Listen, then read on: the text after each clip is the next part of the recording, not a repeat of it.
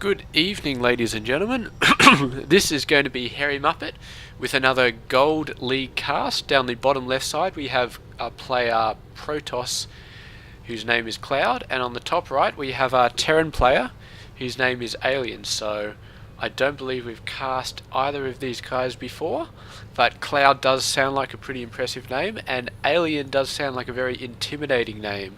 So we'll see excuse me, exactly how these guys go in the start of the game, and obviously in the middle and the end of the game as well. So, having a look at this map, we haven't seen this map too much. It's got a nice expansion down here. You can sort of close off this without too much worries if you want to get some buildings in there, and obviously the Terran and the Protoss will be able to do this if they want. The third is pretty wide open. You're not going to have much luck defending this. You can run in from the side here, you can run up this massive ramp, and you can even run all the way around the side here. So that's fine. We've got a base right in the middle, which is pretty exposed, and this does look like a 2v2 map because it is symmetrical up here. And what I love about this map actually is the Xhairymuppetx towers. You've got one at the bottom and one up the top, and you've got one on the left and one on the right. So if you capture the ones on your side, like this one and this one for example, then it does become a lot easier to start holding on to, say, this expansion, because you can pretty much see all of it. You can't see this gap here, I don't think, but you can see a lot of the approaches pretty well in this game with those Xhairymuppetx watchtowers. So we'll have to see if the players maintain a hold over those, and if there's any sort of massive battles around them. But this SCV is going to get a little bit stuck on the outside. It's unfortunate, but he's still going to get in there. We've got a scouting SCV over here. Just got to poke around, see what's going on. He's not going to see anything particularly exciting. It's just the same old gateway into cybercore sort of stuff. So he might run out again. He may just loop around a bit.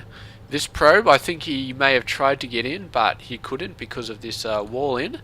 So he's not going to be doing too much. Got a second barracks coming down here. Orbital command. All fairly straightforward. Oh, I'm so tired. I probably should go to bed, but it's only 8:30, so yeah, I don't think I should go to bed at 8:30. So I'm going to cast one more game, and then I'll probably go to bed, because I try and get up for work for 6 AM, so 9 o'clock bedtime sounds pretty good for me. Yeah, so not much going on. This Zealot, well, I think he was about to run a marathon. He just realised, well, I'm not going to catch that SCV, so I'm not going to bother. This probe, meanwhile, is just going all over the place. I suppose he was trying to figure out if the Terran's doing some sort of tricky expansion, or maybe he thought there were more people in the game. I'm not sure. Looks like he's going to capture this tower though, and meanwhile the SCV is going to capture this tower. So maybe that Zealot should go over and have a bit of a check just to see. But yeah, another Stalker. Maybe that Stalker's going to check the Xhairymuppetx watchtower. Have a Mothership core coming up, as well as Warp Gate tech. The slow for the Marauders. That SCV is just going to haul ass out of there, because he cannot tango with a Stalker, unfortunately. So the Protoss has got the visibility, and he's going to build on that advantage by getting a second base up. It's fairly quickly at the 5.5 minute mark. It would be very scary doing this against a Zerg player, because they could just ling rush the living hell out of him. But Terran's is a bit safer, although the Terran does have a little bit of a scary force coming out. So it's 3 Marauders, 3 Marines. Meanwhile the Protoss only has 1 Zealot, 1 Stalker. So the towers are going to see this though, so we can start building up a lot more units now to counter these guys, and I'd expect to see a fair amount more units coming up. Or maybe this Mothership core is just going to try and do some damage.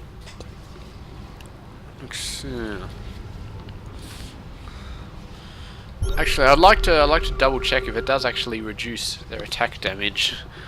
But yeah, maybe next time they get in one of those, we'll check it. I think it does.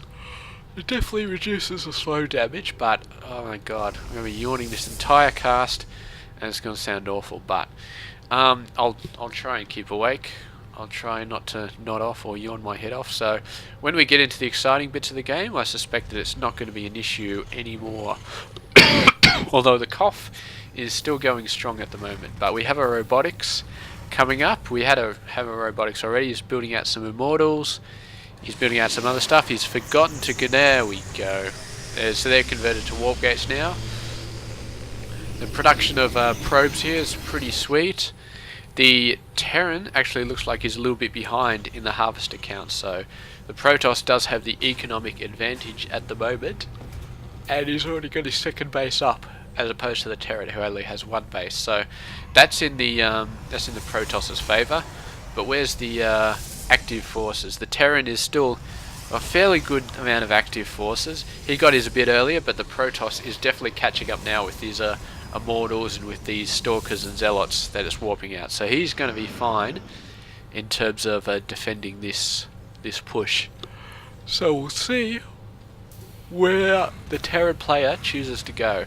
Looks like he's getting some reactors going down. Looks like he's going into at least Marine Marauder and probably Medevacs as well, I'm guessing, but he doesn't have a factory out, so I'm guessing he's not going to do any sort of major move out yet. We've got a hallucinated Phoenix doing a bit of a scout. He's going to see that there's not much advanced tech in this base, so he doesn't have to be worried about tanks or medevacs or any of that stuff yet. He's going to see the expansion here, and he's going to say, alright, well, this guy's got some stuff going on, but he hasn't got anything crazy that I don't have, so I should be alright. He's got 2 immortals by now. I can't see that many more forces, so he may have a little bit of trouble here, but those 2 immortals, actually there are a lot of marines here, so immortals not that good versus marines, so he needs to get some zealots or stalkers or something like that. He needs to get quite a bit of those, because right now he is in trouble. He's chosen to go for the robotics bay, but I don't think he even has the forces to hold off this base. Not with these, with this massive amount of marines coming in. So we'll see. Go on, get some buildings up. Cannons are not going to help you that much. You need to get some. There we go. Some zealots and stuff like that. So the Terran player has chosen not to push in. He's taken out the Zelnaga Tower instead. But look at these forces just streaming in. He's going for a pretty heavy Marine Marauder early attack force, and this is going to be devastating. I don't think the Protoss can deal with this much stuff. He's got immortals, but there's so many Marines out there. In fact, the vast majority is Marines, so the immortals are not going to be that helpful. They're going to take out the Marauders, but immortals, if you have a look at the damage they do 20 damage. So it takes 2 hits to kill a Marine. No, sorry, 3 hits to kill a Marine, and it takes 3 hits to kill a Marauder because of the advanced armored damage. There they go, stimming in. They're going to go in there, they're going to take out a lot of probes. All these probes are pretty much going to get decimated. Protoss army is coming behind. He doesn't want to engage, and that may be a good decision, but you've got to engage at some point. And there we go, that was actually beautiful timing by the Protoss player. We saw the Terran move out there, and he did another stim, and then the Protoss just pounced, and the Terran forces were so low on health that they just got wiped out. So that second stim, the Terran player pretty much just shot himself in the foot with that.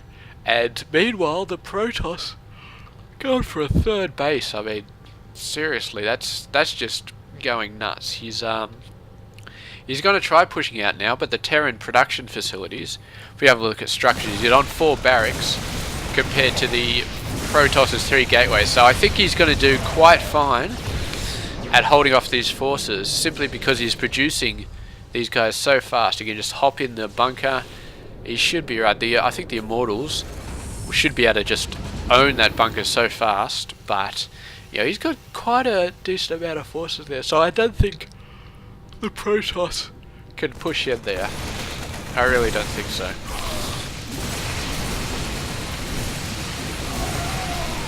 So that's fine. I expect the Protoss to back out. He's got the Terran nice and trapped in there. He is neglected to get this Xel'Naga watchtower. This Marine's still guarding it, so it's definitely something that he needs to get sorted out. He needs to get the Xel'Naga towers back under his control, because I mean, look at this SCV is just waiting to go back and capture that thing again when the Terran player wakes up and realizes that he hasn't got it. So we got these forces moving out. This is going to take care of this force. You can see the Marauders going down fairly quickly, but it's just too many forces here. And this is going to be pushed back, and the to and fro is going on fantastically. We have a look at the Zerg. He's got a Hellion set up, or maybe it's a Widow Mine set up, I can't tell, but there's the starport, so he really needs to start getting some medevacs, because the Marine and Marauder, their absolute strength is using the stim and running in and just owning people left, right and centre. But if you don't have a medevac to heal these guys up, then they're almost literally shooting themselves in the foot every time they go out and stim up and do an attack. So it's going to be very hard for these guys to do any sort of sustained damage without medevacs. Meanwhile, the Protoss has moved over here, built another pylon just for the hell of it. The Terran's going for his third, but the Protoss has his third up for quite some time. He's not that far ahead on harvesters, actually, but he's been mining, I think, very well for quite a long time now. And the Terran is definitely catching up in the economy. He's getting there now, but he's definitely been catching up. The Protoss was ahead for quite some time, although the Terran army is is definitely looking pretty good. It's mostly Marines though. You can see from that mineral count, it's a hell of a lot of minerals, not much gas, so that indicates that there's just a crap load of Marines in there. And Marines are fine for now, but this Colossus count is going to make Marines just absolutely useless. Just really, I mean, Marauders may be a little bit better, but yeah, it's just not going to work. And you see the excellent positioning of the Marine here and the Marine there. So he's oh, son of a bitch! He's really going to know exactly when the Protoss moves out. He doesn't know about this observer, which is quite hilarious because that's been out there for like 10 minutes so far.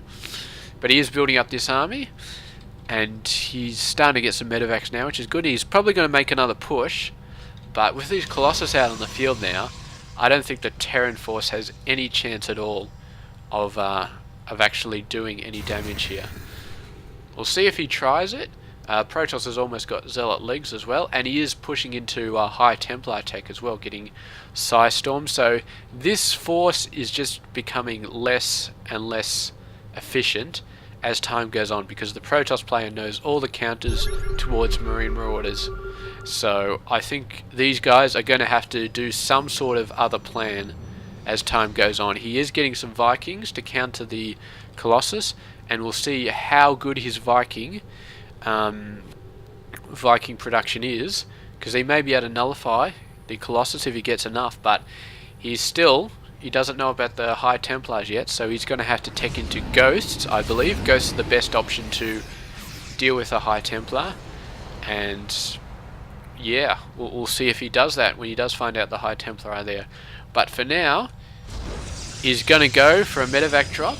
The Protoss saw it because he was going over there to set up the Nexus. So I would not be surprised at all to see him try and move his forces over here in preparation for the drop to come down. But look at this, there's a Nexus over there, there's a Nexus over there. This Protoss player is just stupidly going crazy. But there, look at that, that's a bit of not paying attention by the Terran player. He completely lost a dropship before he could drop any units. And there we go, there's the Mothership Core powering up that Nexus. And I think I said a few videos ago that this spell is just absolutely great for base defense against drops, and we saw it right there. Power up the Nexus, it just completely owns it. Now we're going to go ahead and get this Nexus cancelled, Even the SCV's having a go there. Come on. Ah, he's not paying attention, so that's 400 minerals. It just went down the tubes. Now he does have quite a lot of minerals here, but really, 400 minerals, you can't afford to lose that no matter how far you are in the lead.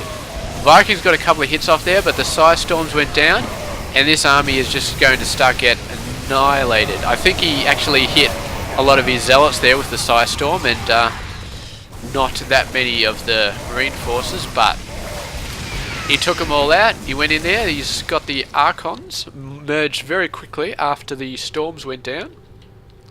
And Archons, of course, do a lot of damage versus biological. I know Marines are definitely biological. I'm not 100% sure if Marauders are biological as well. I'm thinking maybe they are. It's going to be a bit hard to test that. But if that is the case, then Archons are going to be a very good choice here. So the Terran going out here is counter pushing in with his forces over here, and he's going to do a lot of damage here, and I think the Protoss is going to have to run back to deal with this. And there he goes, he's running back. He's going to take out this force, and then I think he lost almost all the workers there. I think just one of them got away, so that's going to be a rough blow for the Protoss force. And the timing was just bad because he took out a couple of things here, but he wasn't able to get any sort of workers or command center kills over here. So the Terran economy wasn't really affected that much.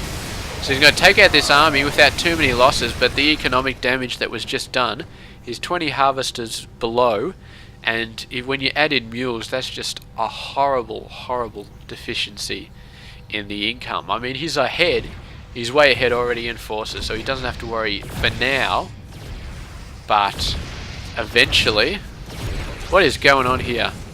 Ah, that Immortal's just got trapped. You silly bastard. You should just take out this pylon and go around the long way. But yeah, that's not good. Why do I have this tab? He's stopped attacking it for now. Maybe he's going to get a warp prism or something to lift it out, or maybe he's just the Immortal's just like, hang on, what am I doing here? Maybe this, why am I attacking this gateway? Your stupid commander told me to attack the gateway, but that's actually a good building. Maybe I shouldn't be doing that. I don't know. I really don't know. But there we go. This Immortal's just going to stay there, I guess, for base defense. We do have a Dark Shrine coming up, which is not the sort of building you want to be throwing down when the Terran player has orbital commands all over the place, because looks like there may have been a pause there.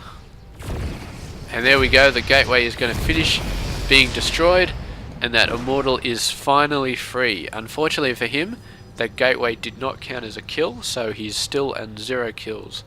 But we'll see. The Protoss he constantly keeps building pylons over here. I don't know why he does it. Maybe he's gonna... I guess this one was for warping in DTs, and the Dark Shrine, I would not expect this to be up by the time this pylon's up. And even if it is, I think you can see DTs actually warping in. I mean, they're invisible once they warp in, but while they're warping in, I think you can see them, so it's not going to work. Anyway, he can just warp them in down here and just run them across the map, so that shouldn't be too much of a problem. He can probably sneak him in here. The Terran has no missile turrets anywhere, I don't think, so they should be able to sneak around, but if the Terran player sees a glimpse of them, then yeah, they're going to get wiped out so fast because there's just so much scan all over the place. I don't know actually if if he's using up all of his... It looks like he's got some spare energy for scans, so he's not starving himself of energy by dropping down mules constantly, so he's definitely playing smart there.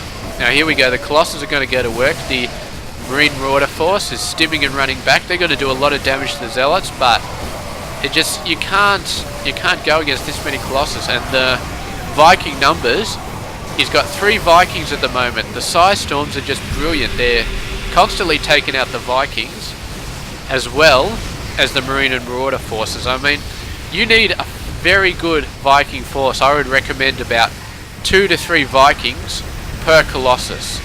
So for 3 Colossus, I'd say like 8 to 10 maybe is a good amount of Vikings. You just got to take them down so fast, really, and you got to, I believe that's a Colossus dance of some sort. You get it at some crazy level, so he's showing off a little bit there, as well he should, because he's completely kicking ass now, and it doesn't look, here we go, here's the DTs, where are they getting warped in? Yeah, here they are, so they're going to push that drop away quite convincingly. They're not going to do a sort of high jump to start attacking the medevac, but they got rid of the ground forces, and we have the massive Archon Ball just running in there and destroying everything, and that is one of the scariest things you can see. I mean, Mass Void Rays is fairly intimidating, Mass Colossus is very intimidating, but Mass Archon Ball, you just want to run for the hills when you see those guys. It's just some sort of crazy, I don't even know how to describe it, but it's very scary. But yeah, that's the end of the game, and good job on the Protoss. He got the Colossus, which helped quite a bit, and then he got the High Templar with the Storm, and he stormed everything he could, and against the Marines and the Marauders, it was just absolutely awesome. And of course, the correct counter for High Templar is Ghosts, getting the what's it called, the EMP ability off, sucking all the energy out of the High Templar, and it works pretty good just generally against the Protoss as well. You can suck the shields off Stalkers. You can't suck the full shield off an Archon, but you can suck a fair amount of it with the EMP. And yeah, just managing to get a couple of cloaked ghosts in at the right time and landing a couple of EMPs down on the High Templar. They can't cast Storm after that, and then you just wipe out the rest of the forces like normal. You would have had to have a larger Viking count to take down these Colossus, and he really didn't get the Viking numbers that he needed to wipe those out. But yeah, excellent use of High Templar in that battle, and excellent use of Archons, I guess, at the end of the battle. And look at the upgrades here. 3-2-3. These guys are just off the wall. The Terran player as well, 3-3. So fantastic job by both players in terms of the upgrades in this game. But there it is. Your victor is Cloud. I said at the start of the game he had a pretty impressive sounding name. So there we go. He has won this battle. And congratulations, Cloud, and thank you very much, guys, for watching this game, and this has been Hairy Muppet casting this game, so I'll catch you guys later.